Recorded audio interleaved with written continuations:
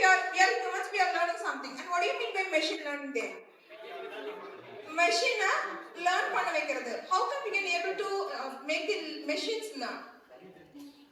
By writing? By giving data. In technical term, we can say that by training data, right? How come we can able to train the data? Every data we train பண்ணலாம். By very good, by using labels, right? ரொம்ப in-depth போக வேண்டாம், but still what he said is right.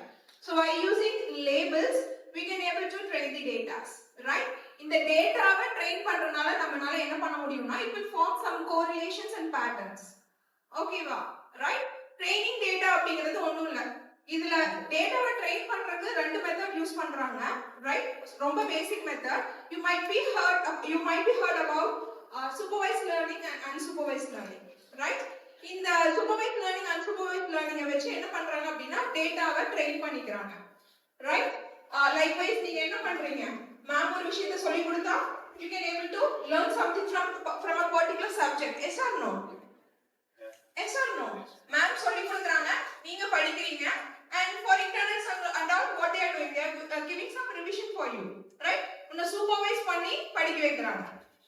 That is supervised learning. Coming to unsupervised learning. What do you mean by unsupervised learning? நீயா ஓனா என்ன பண்ணிக்கணும்? படிச்சுக்கணும். இதே concept தான் it applies to the machine learning also. The labels use பண்ணி train பண்றாங்கன்னு சொல்றாங்க இல்லையா? supervised learning அப்படினா டேட்டாஸை ட்ரெயின் பண்ணி உள்ள வைக்கிறது.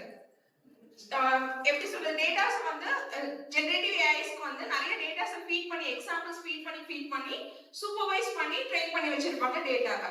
whereas unsupervised learning அப்படினா என்னன்னு பார்த்தீங்கன்னா they don't give any